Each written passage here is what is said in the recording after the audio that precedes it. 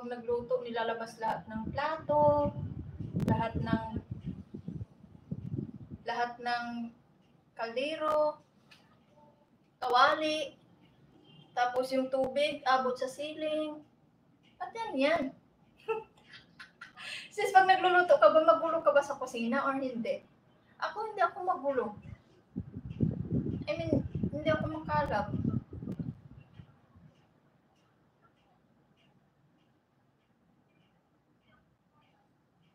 Sinabihan ko na nga, biruin mo, iba pa yung bayaran ng wifi. Kasi pinakunik ko siya doon sa may-ari nga. Sinabihan ko na yung mag-vlog. Iwan ko, hindi man yata nag-upload.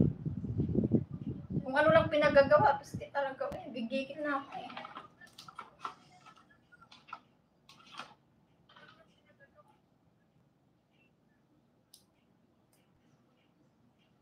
Kalat ka din ba magluto?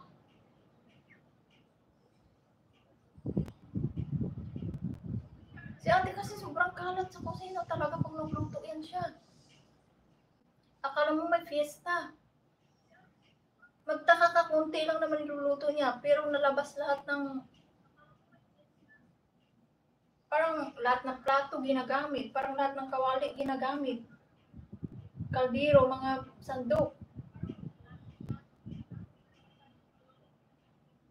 Assistant. Piste, ganyan yan siya. Tangina, pag nagluto, ganyan nga yan. Pag nagluto yan siya, akong assistant.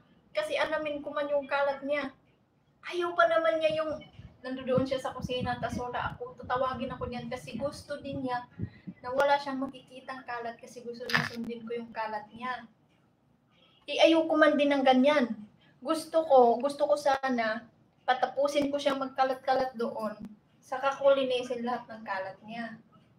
Ayaw niya din ng gano'n. Gusto niya sundin ko lahat ng mga kalat niya. Kaya minsan pag nagluluto yan, lumalayo ako kung wari may pinagawa ko, ganyan. Sabihin ko, maya na yan, tapusin mo muna lahat yan dyan. Mamaya ko yan pigpitin. Sabihin ko yan sa kanya. Kasi nga, tatawagin ako niyan eh. Oo, sabi sa'yo, ang daming arte. Isang putahe lang, ililipat-lipat niya yan ng lagayan. Halimbawa, pag isa ng ganito, dito niya ilalagay sa isang kawali. Ay puta, pagkatapos niya, ukay-ukayan, lipat na naman niya doon sa isa. Ilipat niya pa yan doon sa parang last na, parang final na. Lipat na niya doon sa, yung parang kaldero. Puta. Tapos mga tubig pa, grabe, basa talaga yung sahig, sis. Tapos as in yung tubig, basa talaga dyan sa sahig. Madulas ka nga eh, pag hindi mo mapansin yung tubig nandyan sa sahig. Sabi ko sa iyo eh. Kaya nga diba, matutulog na kami niyan. Parang ganito. Tapos nang kumain ng dinner. Tapos na rin ako doon magligpit. Kaya na ganito na nga ako kasi tapos na kami. Wala na akong gagawin. Paggising ko niyan sa umaga, Diyos mio, sobrang daming kalat talaga sa kusina. Grabe. Minsan nga, magugulat ako pag kasi hindi ako magising minsan kasi sinasarado ko yung pintuan. Hindi ko masyadong marinig yung ingay. Magugulat ako pag gising ko sa umaga, sobrang daming kalat. Pero minsan, magigising ako pag hindi ko sinasarado yung pinto kasi sobrang ingay yan sa kusina eh. Alam ko na yan. Putik, nagluluto na naman. May sabaw pa, may kung ano-ano pa. Oo, ganyan yan. Kung ano-ano pinagagawa. Tapos yung niluluto niya, hindi naman niya kakainin. Ano lang, parang iwan ko kung anong ginagawa niya dyan. Parang tinitman niya lang, tapos lagay dito sa lamisa.